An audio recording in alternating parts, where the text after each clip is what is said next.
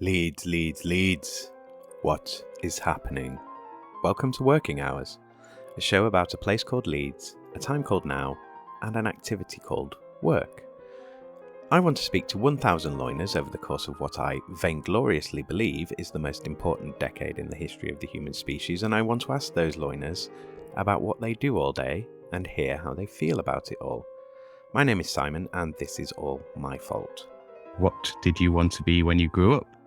I wanted to be an actor. I kind of switched. Sometimes I wanted to be an actor. Sometimes I wanted to be a costume designer. So yeah, I fluctuated a bit. But I've actually ended up doing a little bit of both. So All right, cool. yeah. So was that the main thing? You were always sort of actor and costume designer? Yeah. I think I had a real benefit because my mum was an artist, and a lot of the artists that I encountered during my training at university and professionally had a bit of a battle on their hands trying to convince their parents that artist was a legitimate job or a legitimate career path. But I didn't have any of that resistance. So I think it always felt like being an artist was something that was on the table, that was allowed. But yeah, I definitely, my mum was a visual artist. She was a painter, and she and did drawing and ceramics and textiles, and she wrote children's books and illustrated them. And so I think she was a bit surprised that I went down like a performance route or showing off route. But yeah, it was definitely always in that direction, I guess. So where do you think that came from? Do you think that was just from, sort of TV and film? You were like, I want to do that. Or was there a theatre influence? Or Yeah, well, I was really fortunate in that I was exposed to a lot of different art when I was a kid. And I think what I liked about live performance is that you're sharing space and time with the audience. So there's something about the live encounter in my ideal world, theatre would feel more like a football match, like when fans turn out to a football match, they feel like their presence shifts the energy in the room and they recognize how important they are as part of that interaction. And I think that sometimes people don't think in the same way about theatre, but I do, and I feel it's really similar. Yeah, you're a big fan of Brecht then? Well, yeah, it's all right. I do think that, political theatre is probably quite needed right now. But and I think it's a space where you can be political without being piled on, because people don't think of theatre or of theatre as being sort of too radical. So I think you could be way more radical in theatre, and probably people are. There's probably quite a lot of really crazy stuff going on the stage at the moment, but you don't necessarily see it or hear it. Yeah, Leeds is really great for, I'd say, like radical contemporary performance that asks questions, but with humour and with playfulness. I think it's a really special city to work in, really. Yeah, I've been amazed with how many artists, theatre companies, and like community organisations, and just how much of everything there is. It's really surprised me. You're listening to Series 3, Episode 20, and to my guest, Ellie Harrison. This is another Zoom interview recorded on the 1st of August, 2022. Ellie Harrison is a performance maker and artist living in Leeds and working internationally. She is artistic director of the Grief Series, a sequence of 7 arts projects that open up spaces to talk about bereavement and end of life. The Grief Series is multisensory, with the audiences being engaged as participants and co-creators. Informed by rigorous research with academics, clinicians, and the public, the series aims to create safe spaces where notions of grief and bereavement can be discussed and expressed openly through a range of empowering creative practice. Ellie creates a range of solo and collaborative devised performance work for studios, galleries, found and public spaces. Participation is at the heart of all her work as a performer, facilitator, and mentor. Ellie specialises in embedding care and ethical participation, both in her own practice and offering consultancy to other artists and organisations. Her work is often characterised by a playful and provocative approach to difficult topics, encouraging audiences to make decisions and participate. Ellie lectures on her practice, writing articles, giving talks, performances, and workshops at universities internationally, including the University of Arts London, the Sorbonne Paris, and UAM Mexico City.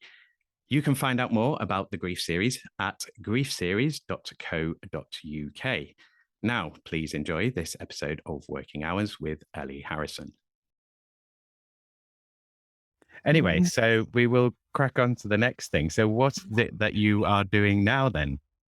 So now I am the artistic director of a company that is set up called the Grief Series, which creates spaces for people to talk about loss and bereavement.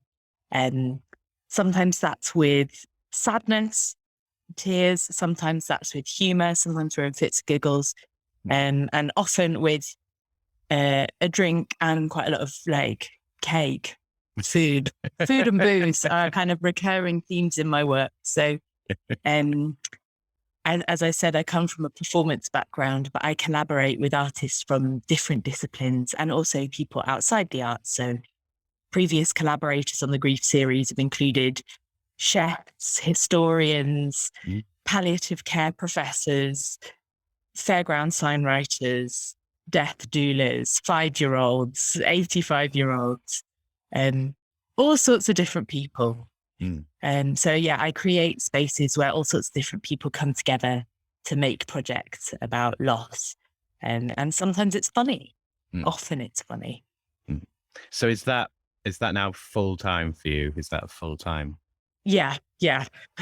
Very much so. Slightly more full-time than is probably viable.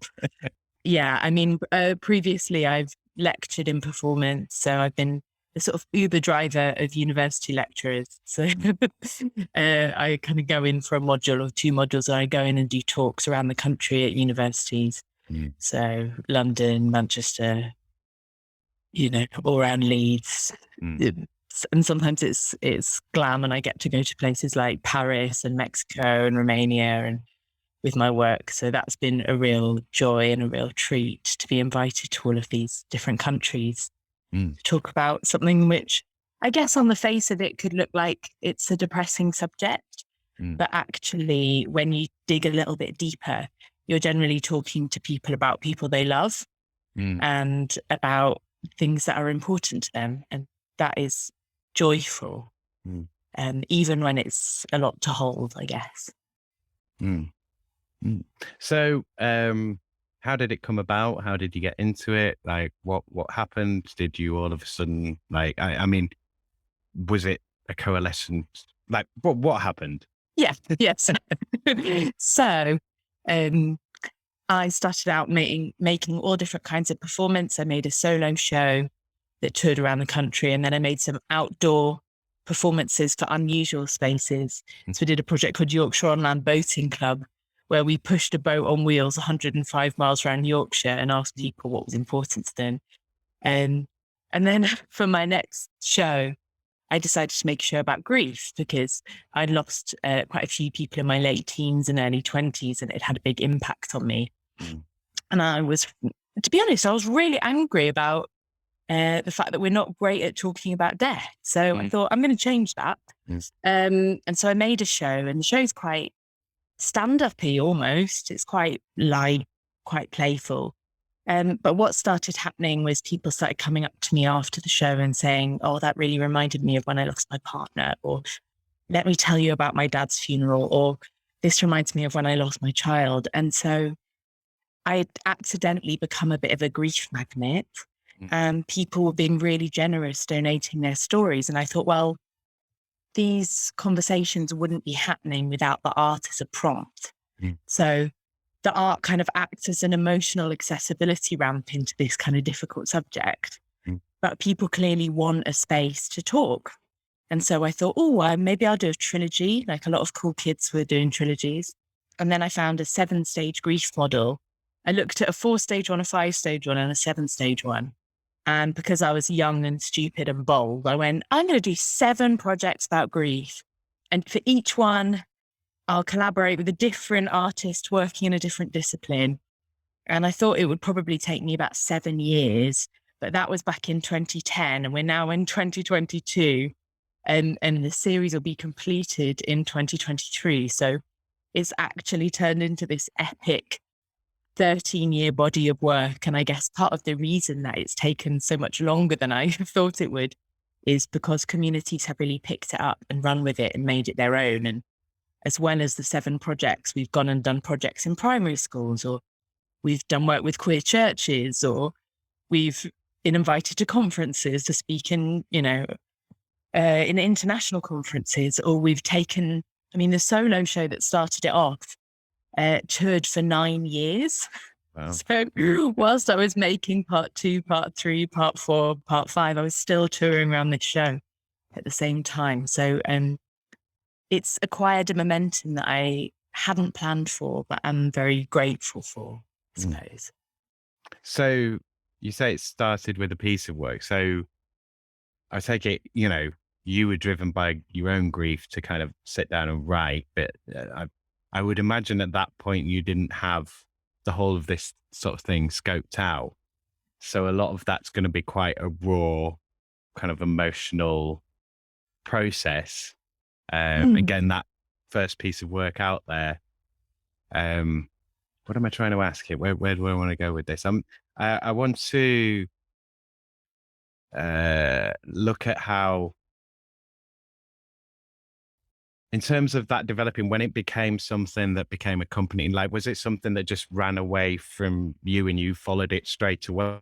Or was there, like, how much control did you have over it? Was it something that was always guiding you, or were you? So I guess it started off as like a happy accident. Like the show went well. People invited me to perform it all over the shop. People were coming up to me after every single show and talking to me. And I thought, there needs to be more work. And then that's when I had the good sense, I guess, to listen to what people were telling me. And I decided to start the grief series. And from the outset, it was 7 projects. So, there was a strategy there. There was a sense of, I'm going to do these 7 projects. They're all going to be in slightly different art forms.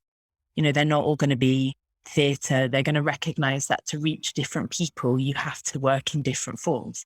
You have to put work in unusual spaces. So although we don't really that often work in theatres or galleries, we still do occasionally. We're mainly taking art to people where they are, Yeah. So, for example, we built a fun fair about anger called The Unfair that turned up in town squares and parks, So someone's just on a dog walk to Kirkstall Abbey and they end up having really engaged conversation about anger and whether it's a positive thing or whether it's always negative, So yeah, it started off as accident and became strategy, I guess. And yes, I think at first it felt quite, in some ways felt quite raw, although I guess I'm a compulsive oversharer. So, there was never any awkwardness for me about going, oh yeah, my mum died and my brother died and my dad died. I was kind of used to that, really. Yeah. Well, talking about it, as you said, and I think it's something the English especially seem to kind of have difficulty with. And like, it sort of wants to be pushed off to the side of like, well, we don't talk about it because it's too upsetting. But it's like, well, everyone deals with it. It's, and if you don't talk about it, if you don't have the language to talk about it, then it's just so much harder to deal with. Yeah, I think we have a lot of rehearsal time with other kind of rituals or big life transitions. People talk about weddings all the time before they're planning their own. Kids get taught about weddings and they talk about them and they attend them. But with death, it's somehow different. We don't have a lot of space to rehearse talking about it. And we don't have spaces where we can fail, where we can safely fail, where we can say something and go, oh, that was probably the wrong thing to say. Before it's the critical moment. And so, of course, if you don't have space to fail, the pressure ramps up and then people are terrified of saying the wrong thing. And sometimes, I don't know, I kind of feel like sometimes saying, I have no idea what to say is one of the best things to say.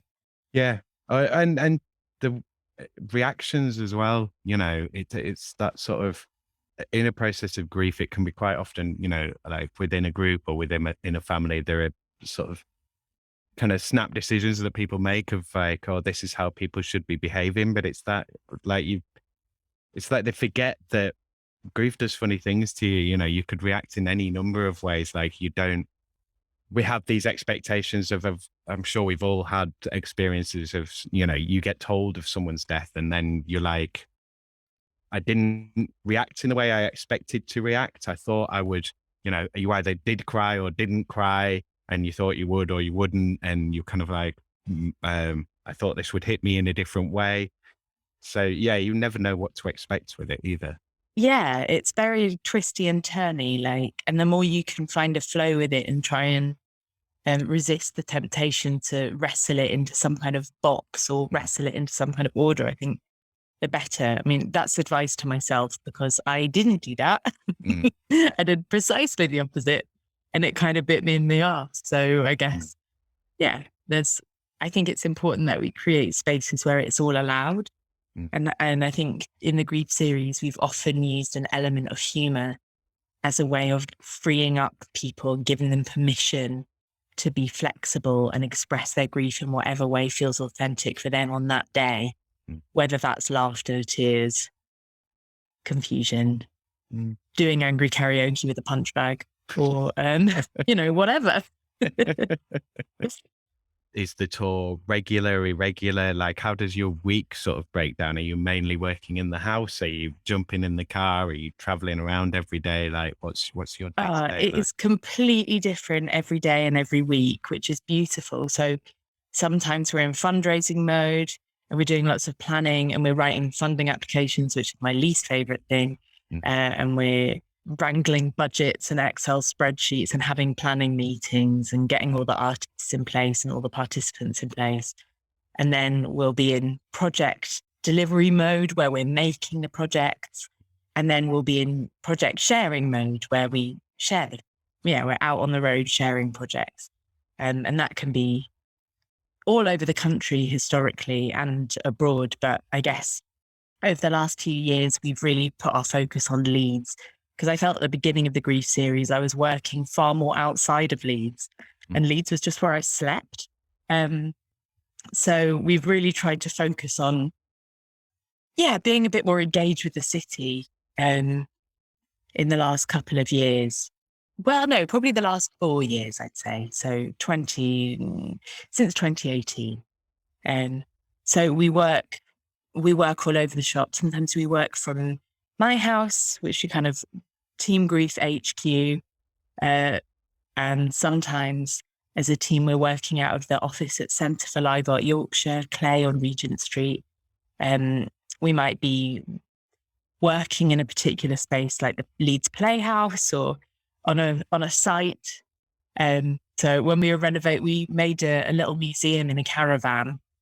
And so obviously we couldn't get the caravan into a building. So that required quite a lot of outdoor working, and touring it around required a sturdy set of boots and a good raincoat. So so in terms of the team then, how many is there of you? I mean, I suppose you've got other kind of partners and so on that you're working with because you're doing all these collaborations. I mean, do you have like a board or a group of people that you work with mainly and then the other collaborators come in, or is it all the collaborators working together? And that's so we have so I'm the artistic director, and then I'm joined by a great producer called Rosie Clark and a company manager and access assistant because I'm a disabled artist, and then we have sort of core collaborators that work with us on most projects. So work with a really incredible designer called Bethany Wells, and a really amazing interdisciplinary artist called Matt Rogers, who does film, photography, live performance, pastoral care, all of those sorts of things. And then we have collaborators that might visit us or be with us just for that one project. So, it's a real mix. And sometimes we have small teams. So on a particular project, we recently did a film project with palliative care academics from Marie Curie, and that was just mainly me and Matt working on that project. Whereas when we made the caravan, there were a team of 16 artists and about 12 partners working on it. So yeah, it really, the scale is, the variety of scale is a wildness. And I also mentor other people on their projects about grief. So I'll go in and consult people on the ethics of participation, how to make compassionate spaces to talk about difficult things. So I'll go and work on other people's projects as well. Being a kind of art nan. Someone called me the Mary Berry of grief a while ago, and I was like, that's hilarious. I'll have that. I'll take that. In terms of access and being disabled yourself, like, how was that something that was always built in and considered as part of your design, and therefore part of like how you got funded and sought funding? Like, how did that play in? Yeah, so I was in massive denial. So I've had chronic fatigue since I was 11 years old. And yeah, it wasn't until 2018 that I started going, oh, actually, this is kind of a problem. Essentially, it got to a point where the work had become so successful that I couldn't keep up. And I couldn't manage it. I needed more help because I just don't have as many hours in the day as other people. I don't have as much energy. And I have to find places to lie down. So sometimes literally lie down. So that's sometimes causes funny looks. I was at a hospice conference and I was just about to go on a panel and I was exhausted. So I just went for a lie down underneath the table and several people thought I was a medical emergency.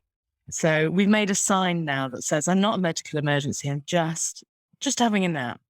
But yeah, so we've been, I think there was a lot of internalized ableism that I was carrying around with me, but we're getting better. I have an access assistant now. We're getting better at building rest time into my day, my work day. So I'll normally have a sleep after lunch and then maybe work a bit later, but that's kind of normal for theatre people or artists. The working day isn't so rigid. So yeah, kind of we've made it work. Yeah, I think it takes quite a lot for partners that we work with to get their head around. But we build it into all our fundraising now, and it's not a problem. Is it has something that you have to kind of announce it with every new collaborator, kind of like, oh, well, I have this and this might happen and this might go on? And yeah, and I think I probably do have to talk about it more because it's an invisible illness. So, yeah, because it will, it might be fine for me to walk up 3 flights of stairs. If I have to do it 4 times in one day, it's going to become an issue. So it's really something that impacts the quantity that I'm able to do in any one day, but also how quickly I can turn tasks around. And I think, we live in a society that has a sense of hurry sickness, We're full on capitalism, productivity. And so trying to encourage people to slow down is always the hardest thing. Okay, yes, I can do that, but I can't do it for the end of the day. It'll have to be this time tomorrow. What's the rush? Yeah, I mean, my whole thesis is everyone should be working less. Yeah. Do less. Do less. I think for a long time I was thinking do less better.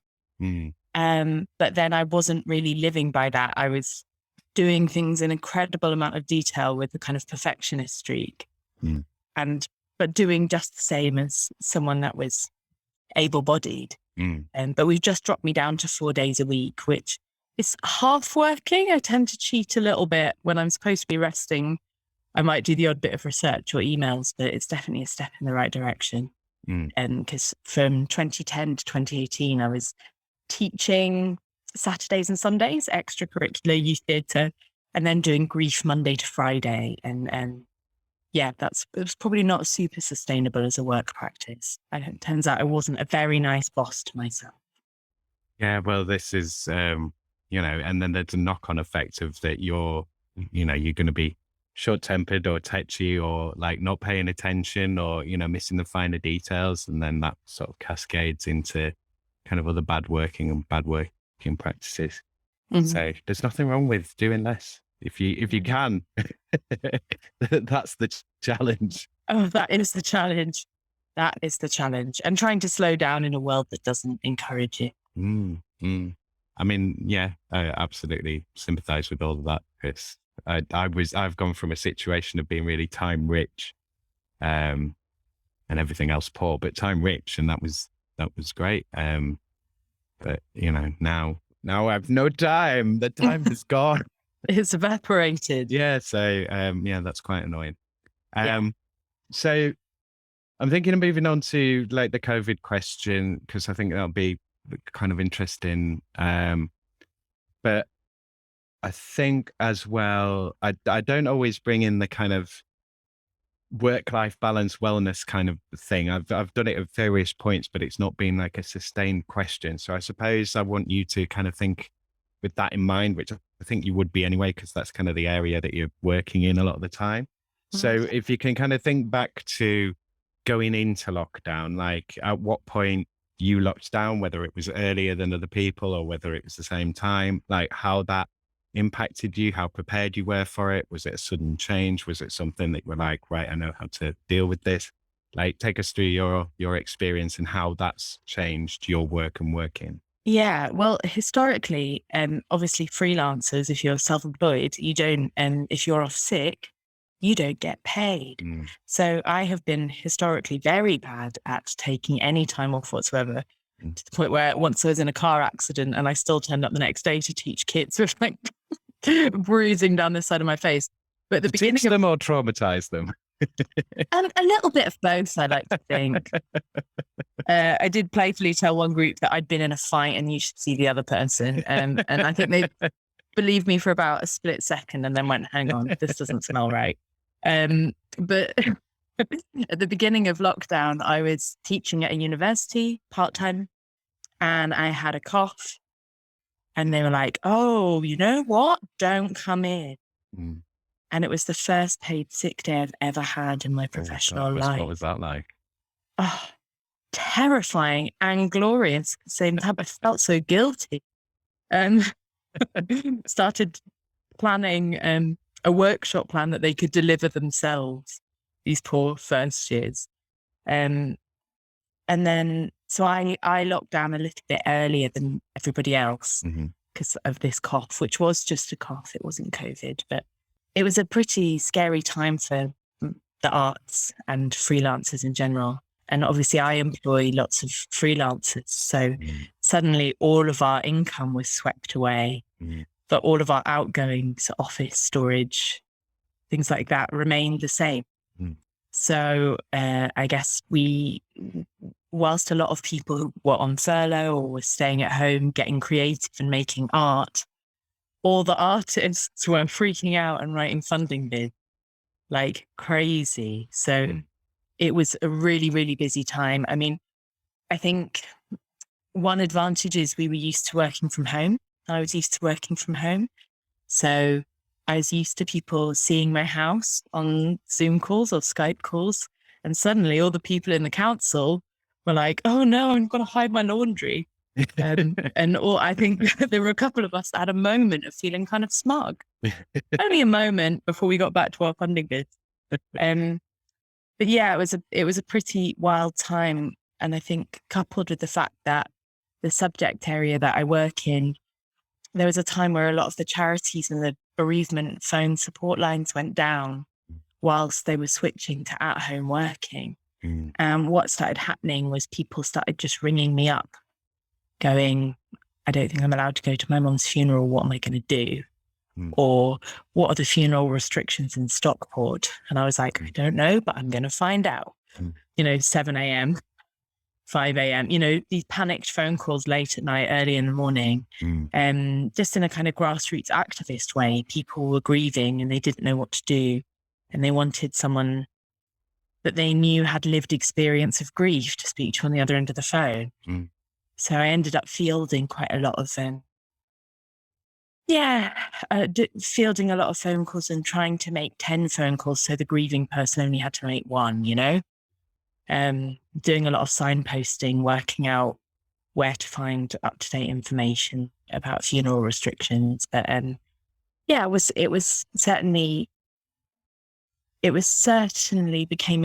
became acutely aware of the fact that my practice sits right where life and art meet. I think sometimes people think that art is fluffy or a luxury. And actually the fact that people were picking up the phone to me kind of told me that it wasn't a luxury. People needed that empathic space. And they needed that grassroots, on the ground advice. So yeah, a lot of the pandemic was characterised by trying to make myself useful, really. Yeah, I mean, I heard someone describe art as, a way of saying what you can't say.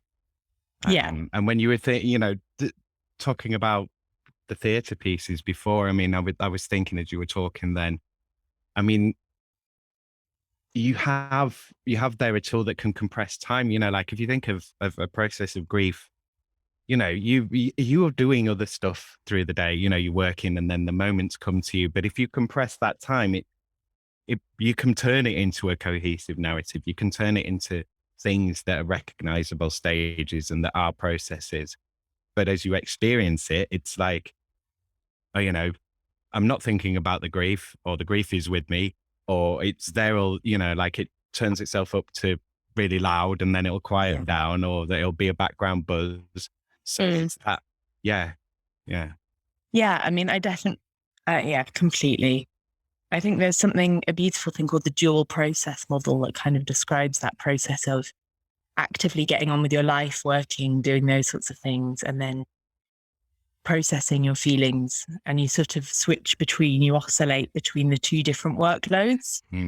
The workload of rebuilding your life and the workload of feeling your feelings and trying to process that and integrate the two. I mean, I've always been quite skeptical of the 7-stage grief model from a therapeutic perspective, in that I think it's very possible for people to take it too literally, and then grieving becomes like assembling an IKEA wardrobe. I complete stages 1 to 7 and I have completed my grief. Whereas actually I see it as a palette of permission to feel things that you might be feeling. So on the Grief Series website, all the projects are presented in a circle, because I think it's, one day there'll be a lot of anger and a little bit of sadness, and then another day there might be a little bit of hope in there, and then the next day that hope's gone and it's a different thing. So it's certainly not linear. And in fact, a really brilliant artist that I'm working with at the moment, Chloe Smith, talks about grief as being tidal. And we don't try and we don't get annoyed at the sea because the tides come in, or it's rough one day and it's calm another day. We just go, oh, that's the sea. That's what it is. And it's doing its thing. Yeah. Maybe if we that way about grief, we would be gentler with ourselves, maybe. Yeah. Well, it's that all being in tune, being more in tune with natural rhythms, natural processes, natural flows, periods of darkness, periods of stillness, periods of activity, periods of rest, but the machine wants you to just dun dun dun dun dun dun dun dun dun dun constant rate, like non-stop all the time. And that's just not how creatures are. Yeah, we're not designed that way, unfortunately. In terms of your ownership over this project, like how much do you feel you own it, and how much do you feel it owns you at this point? I mean, because it sounds like then you must have just been like, this is just the thing that's happening now that I must do, like it's not something that you're driving necessarily. It's something that's being driven from outside. No, yeah. The pandemic definitely happened at people. And yeah, the phone calls and the requests for help, I suppose, were just happening. But I also felt uniquely equipped to deal with it in a way that I think lots of people weren't. And I think the fact is something very traumatic was happening. And if you're used to having a persona that is very professional, where you can't bring your whole self to work, then that trauma becomes a real problem. Whereas as a team, we're used to trauma being in the room and something that can be looked at in the face. So we always do check-ins and check-outs, part of our work day. So we check in the morning, we might use the questions, what are you feeling? What's distracting you? At the beginning of the day, and then we'll check out at the end of the day and see how we feel. So I try to create workspaces where people feel they can bring their whole selves, not just the polished, perfect version of themselves. Because I think actually the more we can embrace difficulty, failure, complexity, the more robust we'll be.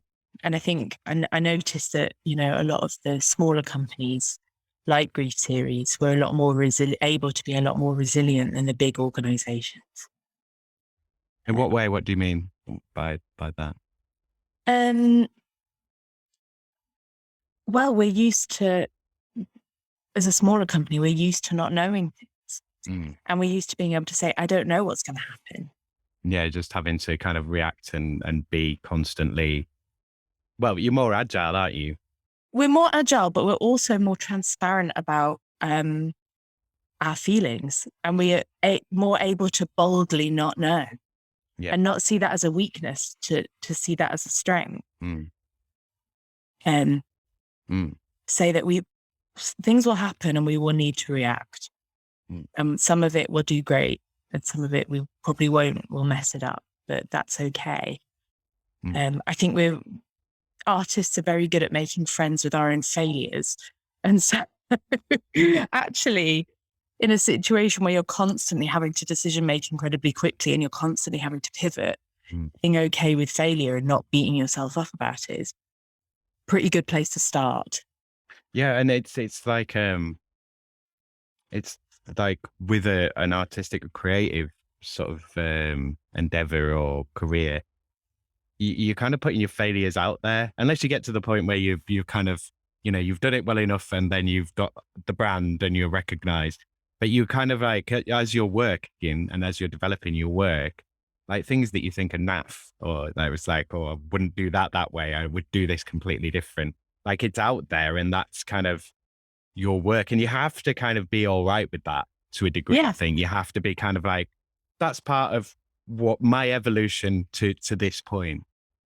Yeah, completely. But I mean, I also think we were really lucky in that we were in a project planning phase, so we didn't have to cancel as much delivery as other organizations or other artists.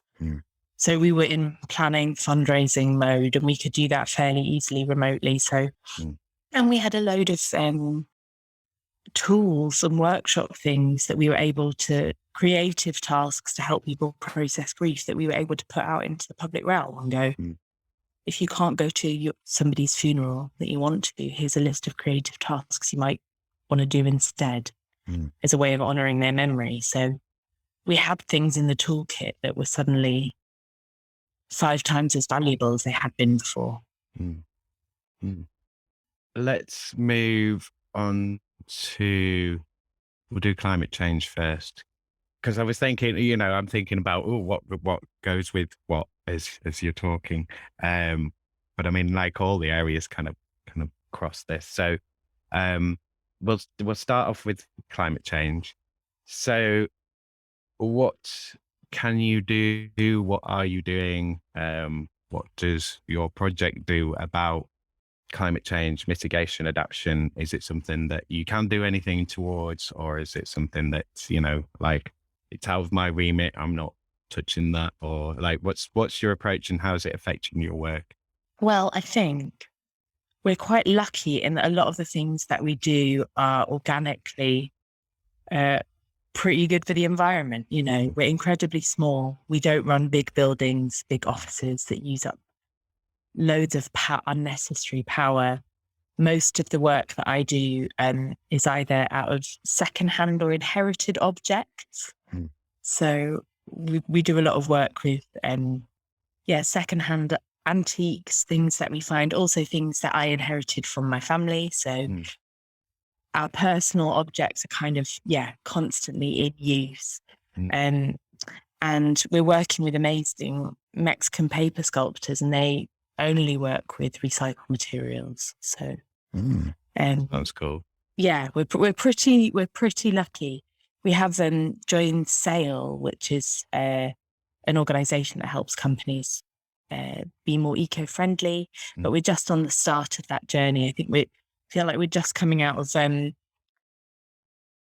pandemic firefighting mode and beginning to think about how we can be even better and more sustainable. But actually, we've always done quite a bit of remote working. Yeah, I think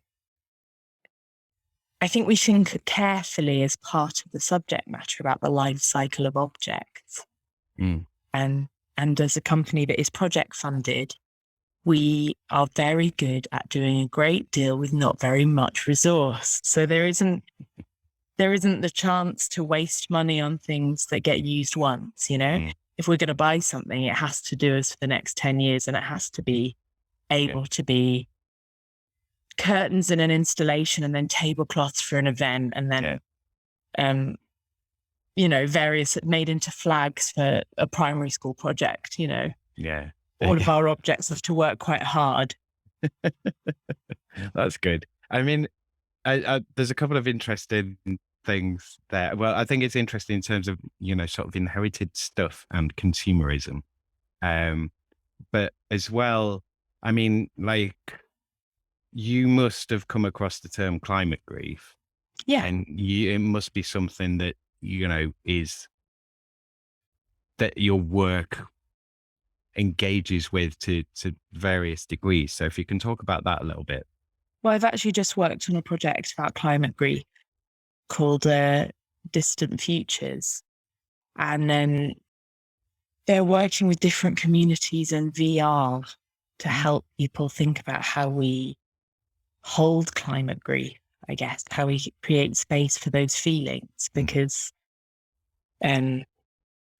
it's important that we express them, and it's important that we find space to have those feelings, because actually I think processing feelings helps us act ultimately. But how do we create spaces for those feelings so they don't overwhelm us? How might art be a good machine for hope? And how I should give us tools to create hope when we feel hopeless. Because hope is very much needed. I think for me, hope and action are really closely linked. If you feel hopeless, you don't act. So, well, and I suppose equally the flip side of that is if you can't act, you feel helpless or hopeless.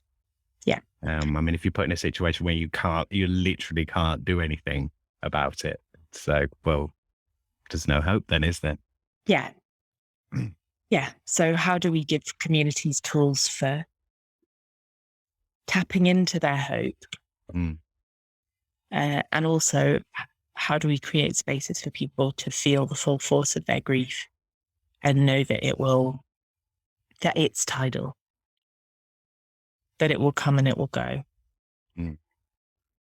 Okay.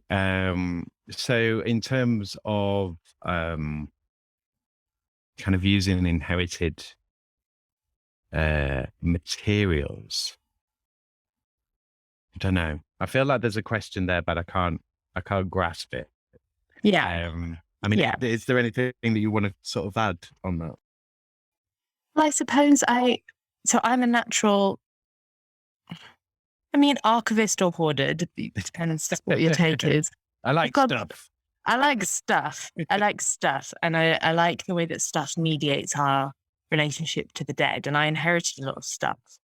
And I think I have a lot of respect for objects and beautifully made objects. And I think that's partly something that my mum instilled in me, is to respect things that are beautifully made. And it's about conserving what we have. And looking after it and having less. So, and kind of obsessed with William Morris and the arts and crafts movement, in that And, essentially he was anti-fast fashion, and he was also about bringing art and life close together. So, what if your curtains were your artwork? What if your chair was your artwork? What if the spoon that you have breakfast with is art?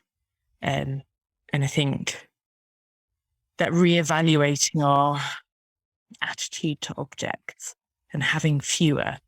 I mean, it's kind of come back in fashion, hasn't it? It's Marie Kondo and the home edit, I guess. People are thinking about whether their objects spark joy, but yeah, I do think it's important. I work out all my clothes at cost per wear. So as long as I wear it, I'd rather spend a little bit more and wear it lots than. Yeah. Is it getting use? Yeah. Yeah, exactly. Have I just bought this? Have I just bought another DVD that I'm never going to unwrap and watch because I've already seen it? Yeah. And actually, do I have the capacity? Something I'm thinking a lot about at the moment is, do I have the capacity to care for all of the objects that I own? Like, am I a good caretaker of the things that I own? Or am I just accumulating more stuff that I'm going to treat badly? Well, I mean, because we have this concept of ownership of like, it's mine. I can do what I want to it. I can smash it. I don't need to take care of it or look after it for anyone else. I can just break it because I bought it. And I think that's a large part of, because then you just need cheap stuff and it's just that, we'll replace it, throw it out. It's disposable. It's not. But even sort of, manufactured goods, mass manufactured goods, there's beauty in some of those things. There is design in those things. And people do fall in love with some of those items. And they're like, the ones that stop being made. And then there's a few of them and then they become unique items and then they become valuable items. Yeah. Yeah. Yeah. All of the 70s kitchenware that I was absolutely mortified about as a kid. I was like, oh, this is so embarrassing. Now my kitchen so beautiful now. Yeah. Gorgeous and retro. Yeah, exactly. So you just have to wait long enough, caretake things for long enough and they'll become beautiful again. Oh yeah. I was going to talk about sort of bringing it back to grief and to death, I suppose. Like other cultures, I'm thinking Saxon here, but Egyptian and like various others of like, and I know quite often it was for sort of higher born people, but being buried with items, I mean, that was a thing. That was quite a big thing. I mean, is that something? I mean, because we've made that connection. So I'm like, is there anything else in there? Is that something that's come up in your work before, like how we connect to items and how items connect to, I suppose, our identity and then our death and then, identity and death. There's an interesting area, I suppose. Yeah, massively. I mean, people are buried with items now.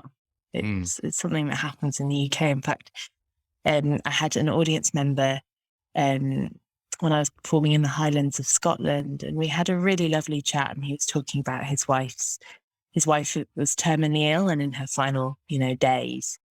And he came to see my show and he engaged very deeply, and we had a very intense but beautiful conversation in the after show talk. And then he sent me a letter saying that his wife had died. And I sent him some tea back and said, I'm not sending you food in case it goes off before it reaches you, but remember to eat.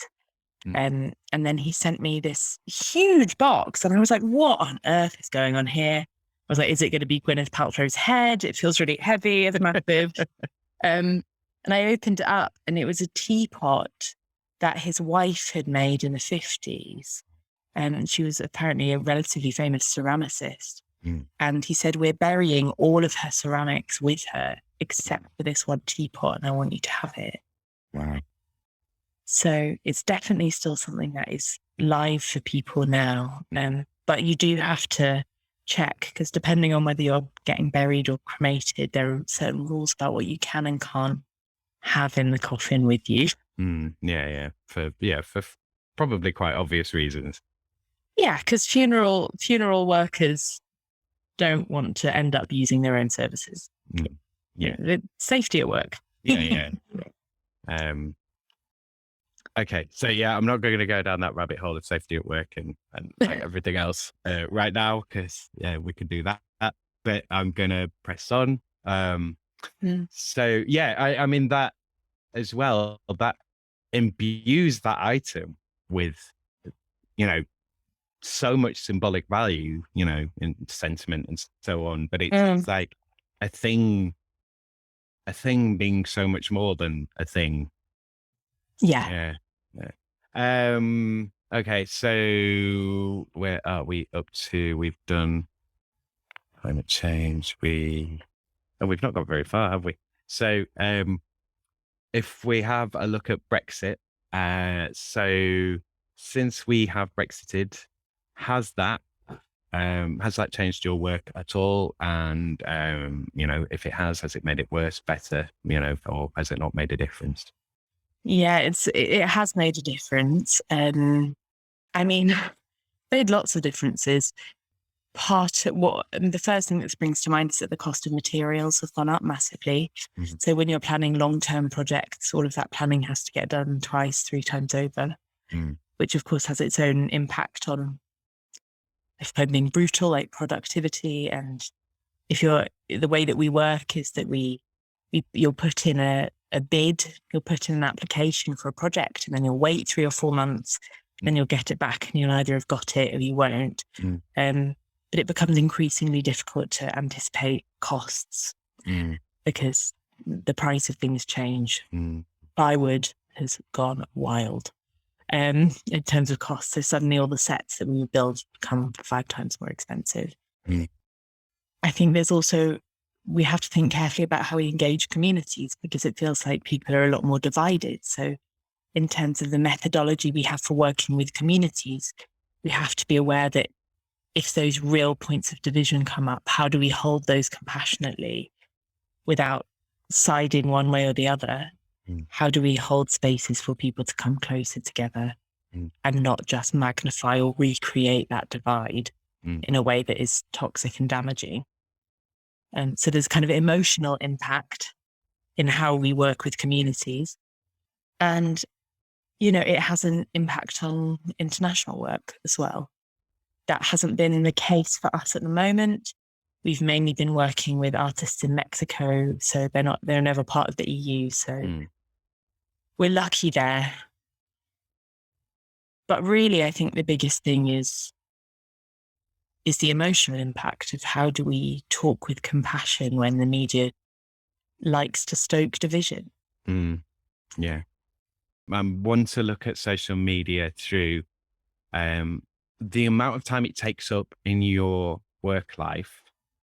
So sort of how much time and effort it takes you, and whether you can see, or whether whether it's demonstrated to you by resultant action that it's worth that investment. Like, is it so obvious that it's just like, I wouldn't even have a business without social media? Or is it like, well, I do it and I have no idea what it's doing, and I think I get some phone calls from it. Like, what's your experience with it?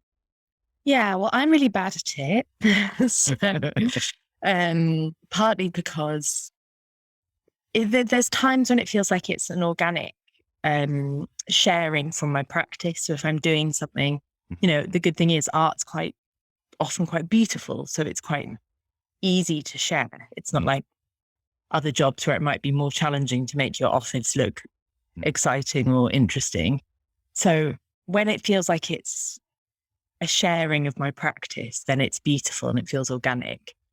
But when it doesn't feel that way, I will pick being present with a participant over taking a good image, which is a choice, and possibly a choice that impacts my business negatively, I guess.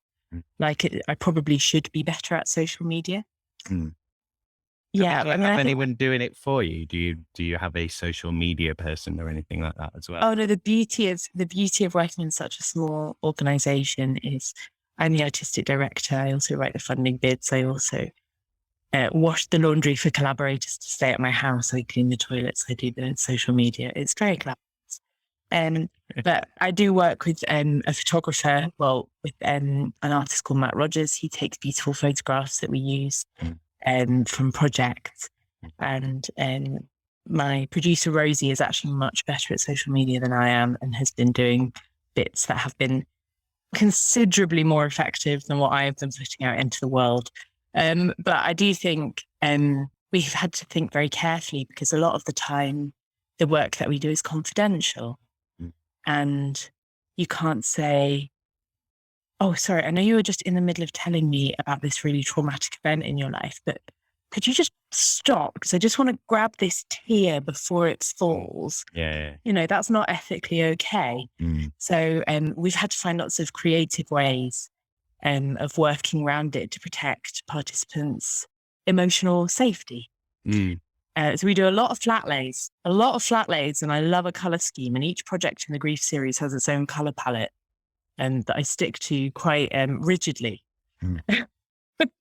which is causing lots of really fun debates with the artists that I'm working with in Mexico, because their feeling about colour is more is more. And I'm like, you want to limit the amount of colours. It's insane.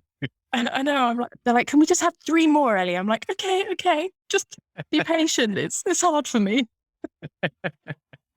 So, I mean, do you feel like you're stronger on any one than the other, or do you feel that it works more naturally? I mean, like, to me, it seems like it's more naturally Instagram than, say, Facebook or Twitter. Like, what is your feeling on the channels or the platforms? It's because we work with such a wide variety of people. Different platforms work in different ways. So, Twitter is great for all the academic work that I do and all the collaborations that I have with academics and researchers and historians and archives. And Facebook is great for a lot of people that probably don't engage that much with. They might not be regular attenders for contemporary art, but they saw this thing one time. They saw this fun fair about anger, or they saw this museum about grief one time, and they really liked it and they want to keep track of what we're doing. Then Facebook is great for that. So you have a different audience there of people that stumbled across the work and went, oh yeah, no, actually my mate's grieving and I had no idea what to say to him, but we went to see your caravan and actually we had a really cool chat after. So, and then Instagram is great for showing the visual content that we create. So it's a combination. Yeah. So you're using it more as a, this is work that's suitable for this, rather than adapting, like this work needs to be on all of these platforms. It's like this work would suit this platform, and is that how you kind of plan it? Try and put everything on everything still. We try and put everything on everything, but I'd say with mixed results. But we also go where our collaborators are. So for the film that we made about an amazing research project looking at how bereavement changed during the pandemic, a lot of that was on Twitter, because academics and palliative care professors are on Twitter. I mean, has it been a good way to sort of find collaborators? Has it, is it good for bringing people in? Definitely. The film project wouldn't have happened without Twitter. Yeah. And it's also a really nice way of, I guess, letting people in, because to the work that we do. So for example, when we did this project Journey with Absent Friends, it was quite autobiographical and it dealt a lot with my personal history. And it was nice to be able to give people personal behind the scenes content on Instagram and go, this is me, like back where I grew up when I was a kid. You could have an embarrassing picture of me as a child and a grubby tracksuit next to me now,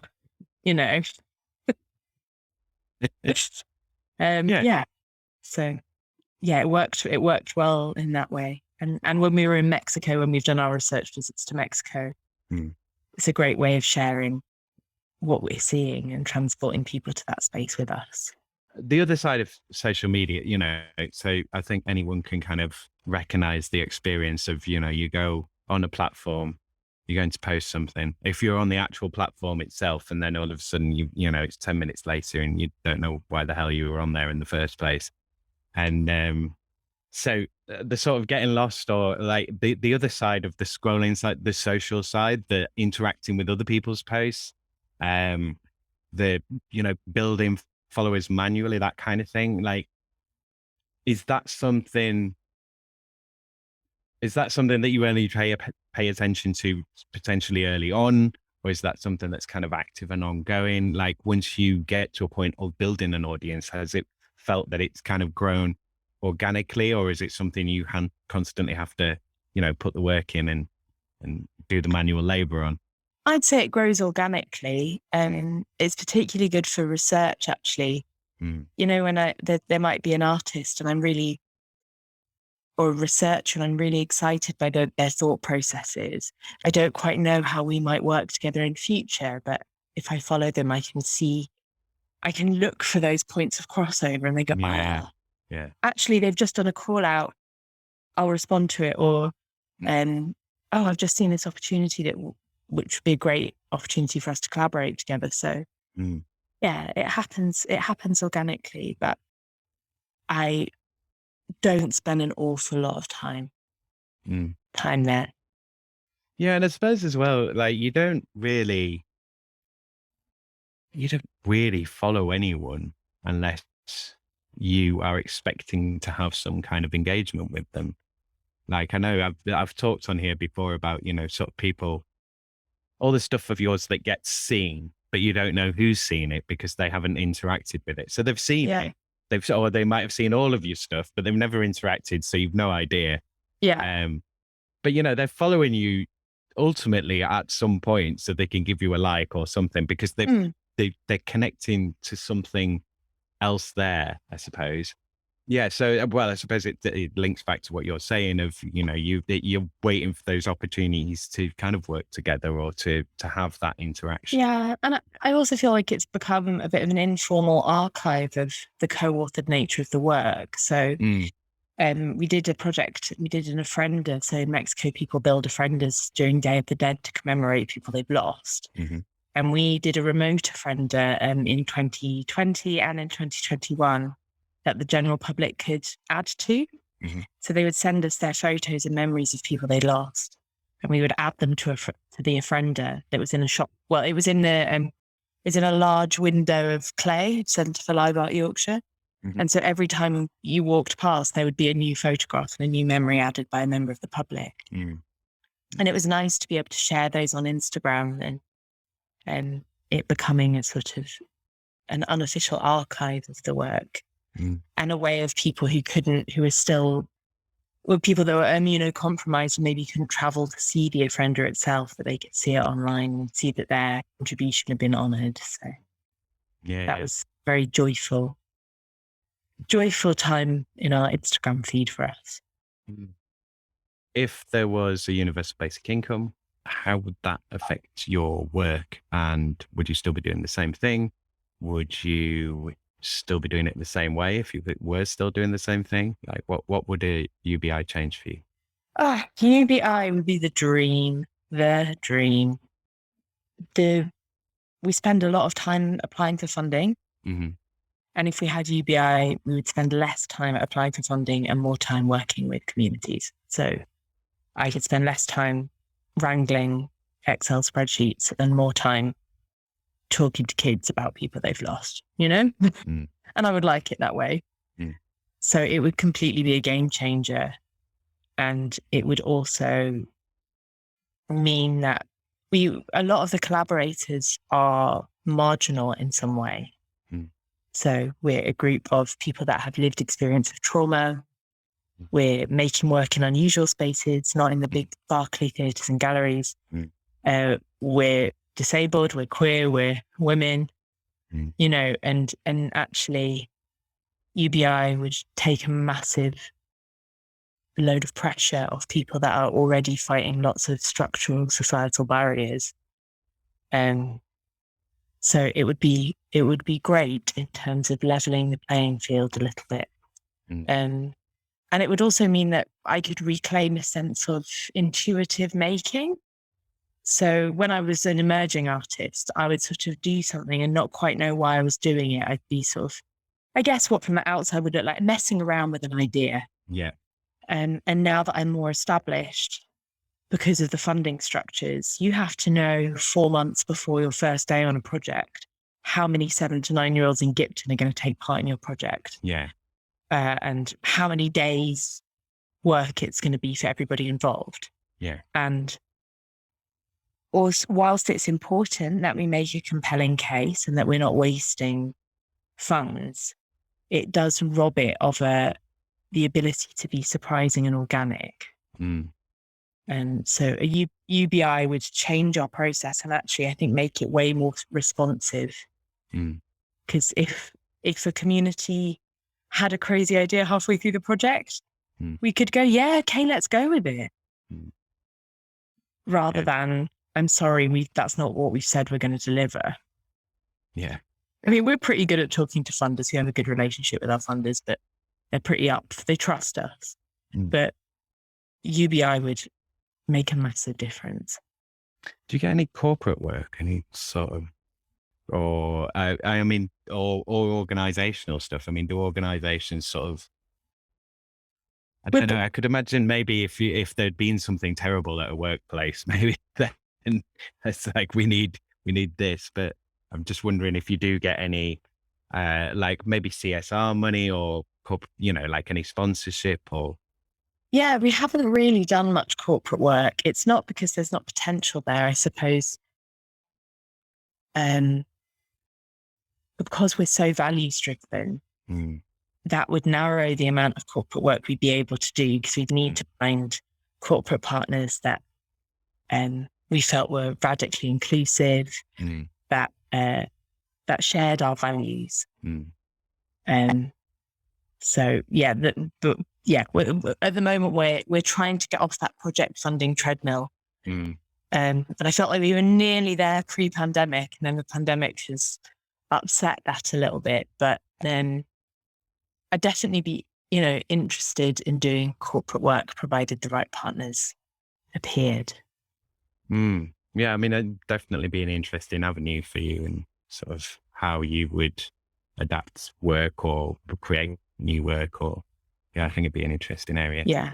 I mean, I guess there's a question about where do universities sit now that they're charging such high fees? Are they a corporate partner?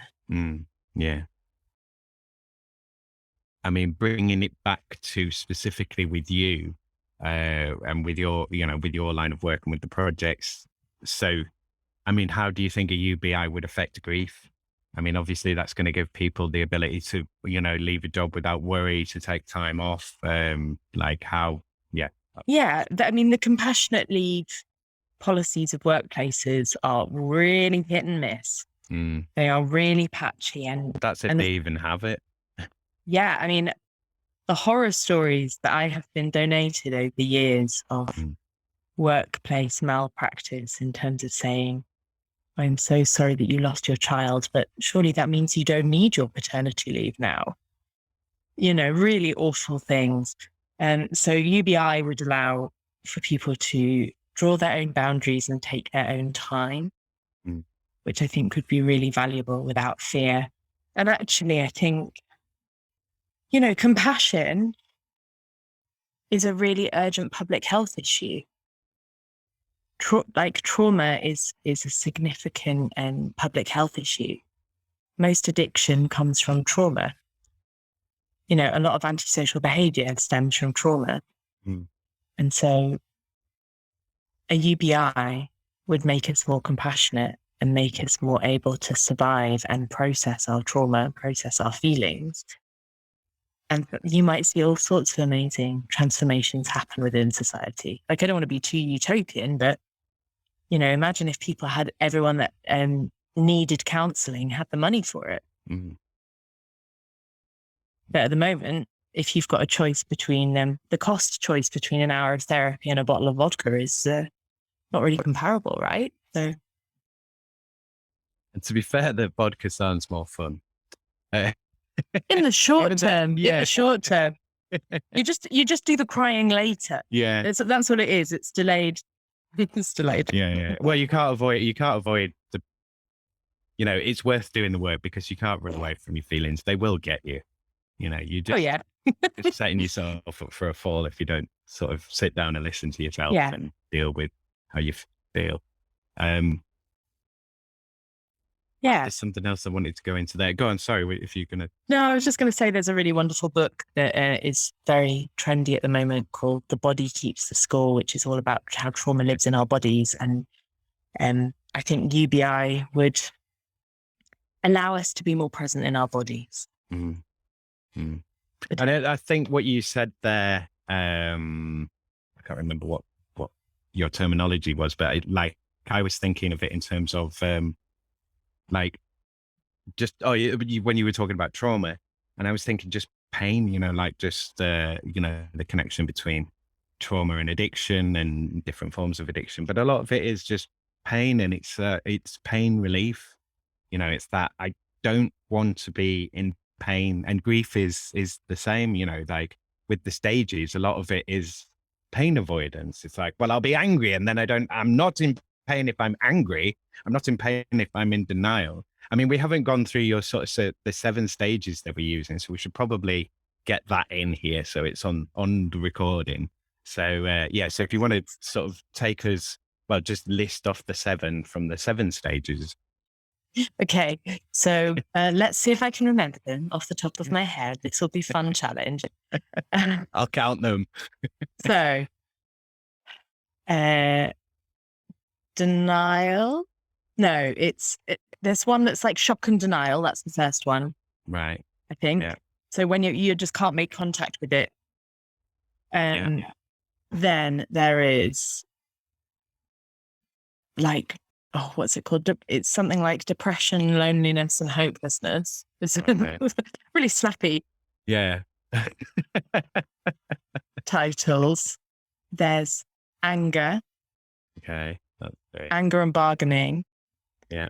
Anger and bargaining together, not separate. I think so. Okay.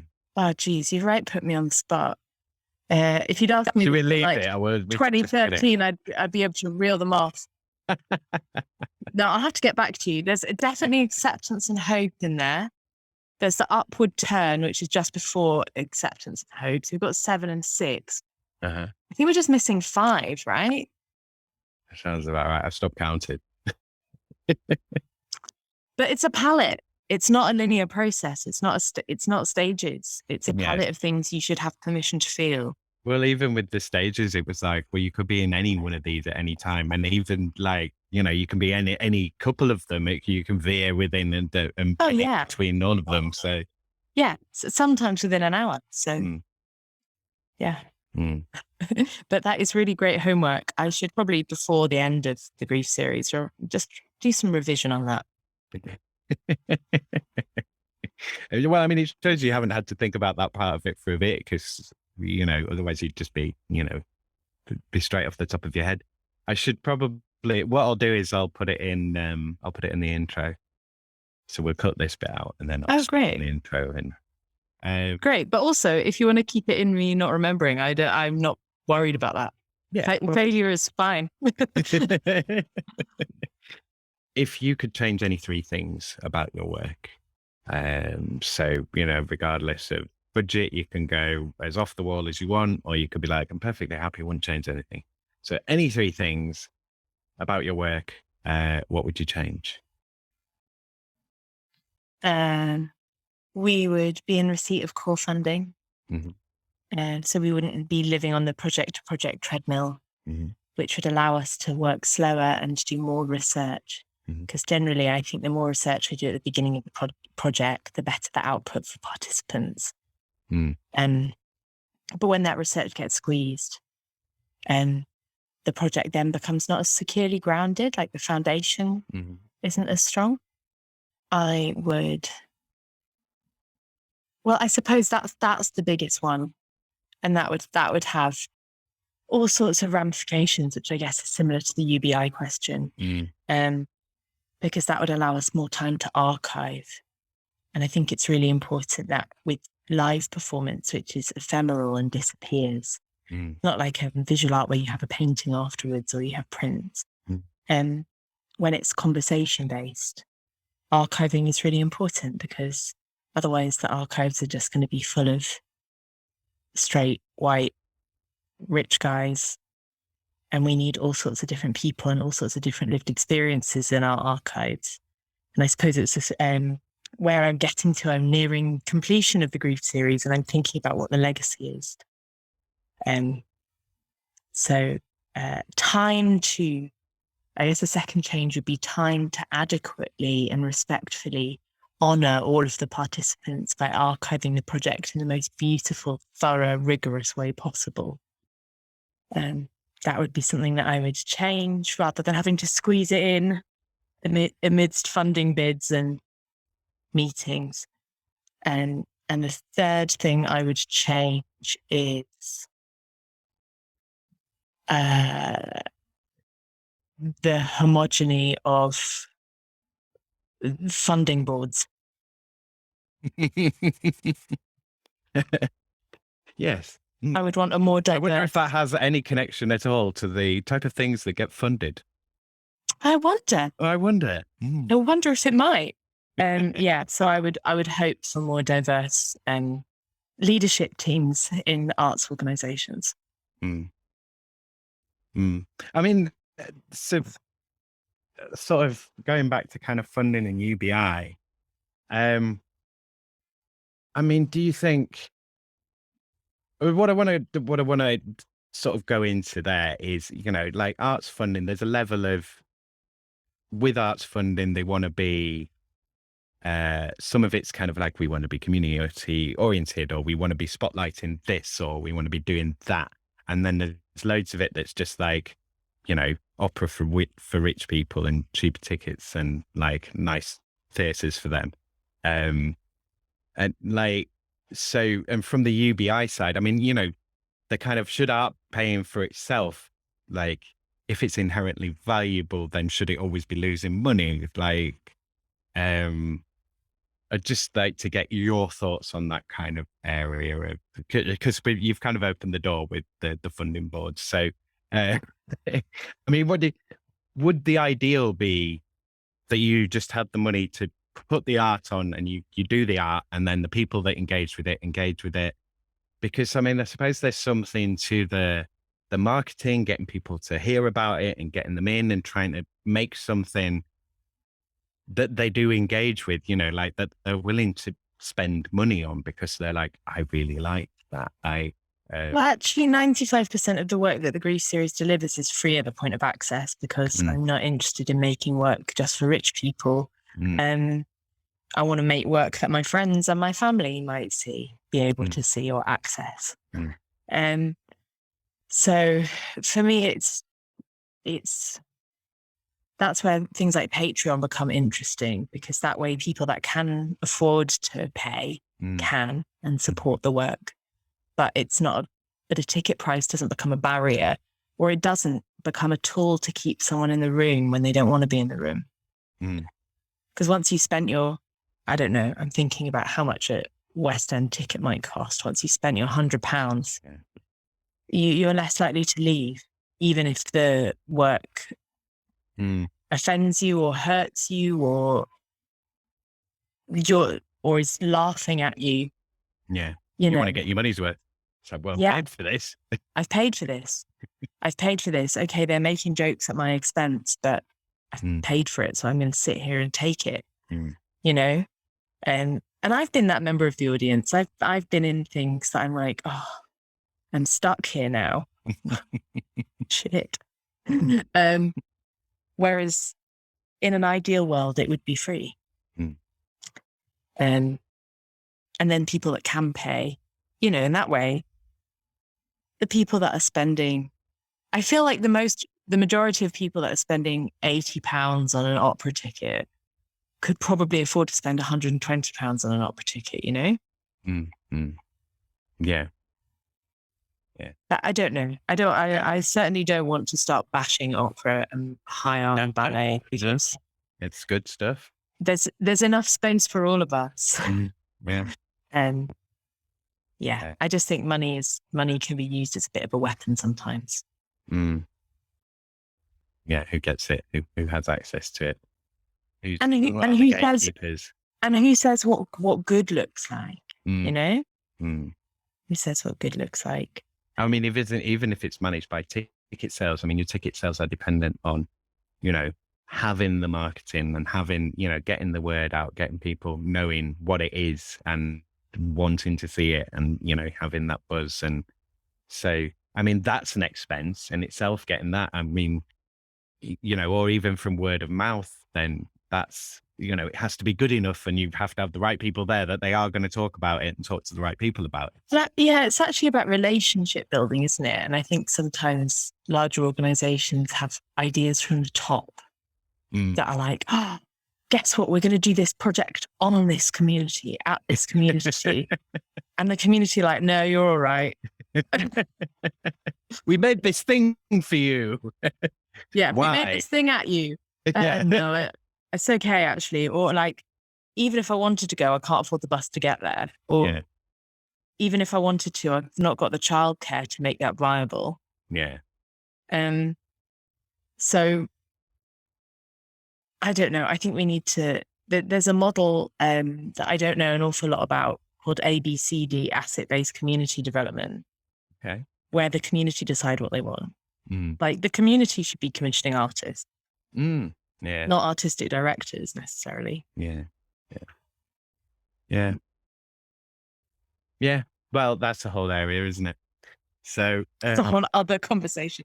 Yeah. Well, so I mean, I'm pretty much done with my questions. So I didn't say this in my spiel. No, normally I turn it over to you to kind of, if you want to add anything, if there's anything that we haven't discussed that you'd like to talk about, or anything that you want to promote, if you want to do, like give us your socials at this point, and just, so this is your time to do with what you would like. So over to you. So I suppose, we have a web project. I've never made a web project before. From Journey with Absent Friends called Explore the Journey. So there is some free art that you can go and wander around. It's a beautifully illustrated map, and it has videos and writing and photographs, and you can dip in and out. You can spend 2 minutes or 2 days. I recently got a message from someone saying, I just spent 2 days. I didn't mean to do that. I just went to the website and then got really into it. But you can find that, and then also more information about our work at griefseries.co.uk, and we're Grief Series on Instagram and Facebook and on Twitter. And then I also am Ellie Meg on Twitter, so you can find me there too. And Patreon. And Patreon, yes. Good remember. Thanks, Simon. We've set up a Patreon. So if you have money to spare and think it'd be nice to help keep all of our activities free, then you can sign up to that and get one of our lovely emotional baggage bags. Yeah, we're nothing without our beautifully designed grief merch. Yeah. And actually, I'm just going to ask you one really quick question. Yeah, sure. Which is, what art are you consuming? What is your cultural diet look like at the moment? Are you eating lots of junk art, which is great, trash? Or are you consuming nourishing, worthy art? What are you? Well, I've just started playing a game called Citizen Sleeper, which is a role-playing game on the PC. So, robot in space, wandering around trying to,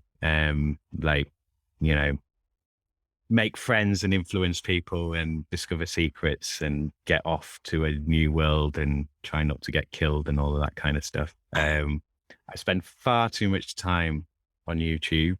I don't watch film nearly enough as I should, because film's supposedly my thing, and I don't sit down and watch them enough anymore. Although I did watch Dirty Rotten Scoundrels again yesterday, which was good fun. And a fair bit of podcasts. Yeah, so not the best diet. Varied junk. No, that is not a beige cultural diet, Simon. That's varied. You've got at least 2 of your 5 a day in there, I reckon. I should be reading more. I've got some cracking books. I've just got David Graeber's new book, his final book with David Wengrow. Amazing. What's that called? Hang on, I have to get it now. Dawn of Everything. Oh, So yeah, Dawn of Everything. That's going to be amazing. I'm really looking forward to that. And then I've got another one, which is The Club on the Edge of Town, Alan Lane, about Holbeck, I believe. And there's a great quote on the back. I love this. There are children in Holbeck without crayons, living in the city with an opera company paid for with money from all of us. Until everyone has crayons, no one gets opera. That's what I believe. Like, yeah, good.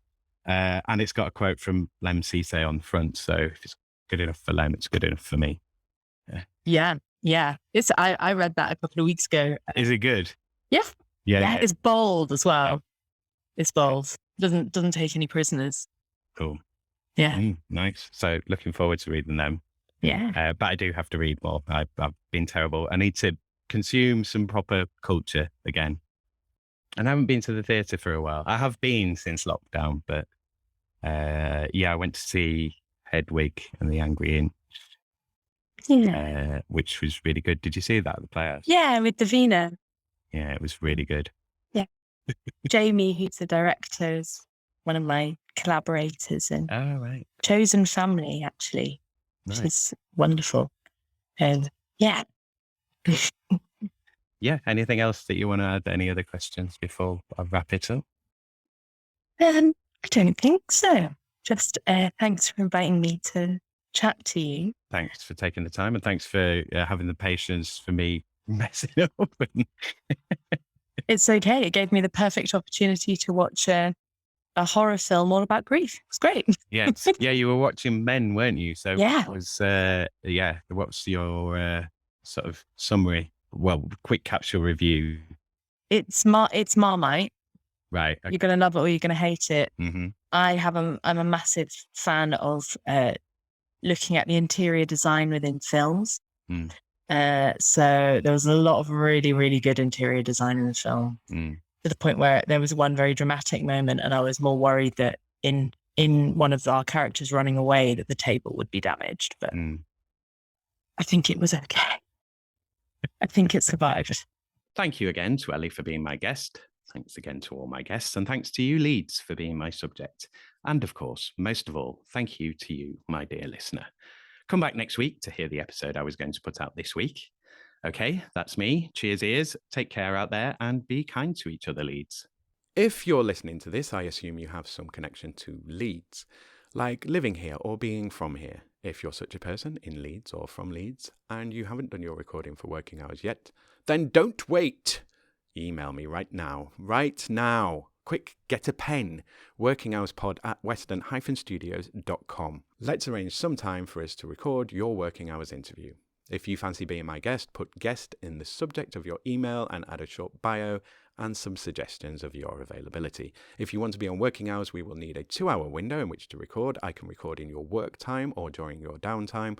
I have been recording interviews over Zoom for over a year, but I can record offline too. You can appear on working hours anonymously, or you can promote yourself and or your company or your brand. Cleaner or owner, what is your experience? How do you feel about work? What do you like and not like? What do you do, Leeds? Be a part of local history, have your voice heard, share your wisdom, give us the inside skinny. This is your show, Leeds. It's all about what you make of yourself. Do you know what you're doing? If you do, then come and tell me about it. Come on, even if you don't. Email me right now. Get that pen, workinghourspod@western-studios.com. If you're allowed to, that is. If you're not allowed to, then tell me why not. If you and your business aren't ashamed of what you do, then let's hear about it. What good are you doing the rest of us? Are you socially useful? Am I? Is this? Email me right now. Get that pen. workinghourspod@western-studios.com. Send me feedback, questions, comments, and queries about working hours. What is happening, Leeds? Follow this show on Twitter @WorkingHours3 and on Instagram @WorkingHoursPodLeeds to find out when episodes are being released, or use the hashtag WorkingHoursPod to find me on either. I'm also on Facebook but I hate it there. I'm also on LinkedIn, linkedin.com/in/Simon-Treen, or you can go to my company page, which is linkedin.com/company/Western-Studios. If you want to make a podcast in Leeds, whether it's for a cause, a publicity campaign, a product promotion, and or your passion projects, then get in touch with Western Studios for support, advice, and guidance on anything podcasts. At Western Studios, you can work with a real loiner who is actually in Leeds, that you can actually work with on making podcast content. So don't wade through articles and videos and podcasts about how to make podcasts. Western Studios can just make your podcast with you or even for you. Western Studios can take on your podcast admin, recording, editing, transcription, whatever. Tell me about it. I really want to hear from other failed screenwriters such as myself to look at making your material as audio content. So if you have an old script hanging around, and again you are Leeds based, then get in touch. I'd love to hear from you. Ditto to performers and actors who might be interested in doing voice work. Got an inkling that you'd like a podcast but you don't know where to start? Then hit me up at makemypodcast@western-studios.com and we'll start making your podcast. The first hour of consultation and pre-production will be free for you, so get in touch and let's have a chat. Save the hassle, save the headache, and make your podcast with a Leeds-based, in real-life podcast producer, me, at Western Studios Leeds. Once again, please let Working Hours get big and strong by joining its Patreon. Support Working Hours by becoming a champion on Patreon for £1 a month. You can also chat to me about the show, and God, do I need to find someone to talk to about this. Go to patreon.com/workinghourspod right now and sign up, please. Please remember to like, share, follow, and subscribe to this show. Every little bit helps. Tell your gran, tell your housekeeper, tell your gardener, tell your parole officer, tell your boss, tell Leeds, and I'll see thee next time. Working Hours is presented, edited and recorded by Simon Treen for Western Studios Leeds Limited. The music was The Bees from Chopin's Etudes, which is in the public domain and was taken from musopen.org.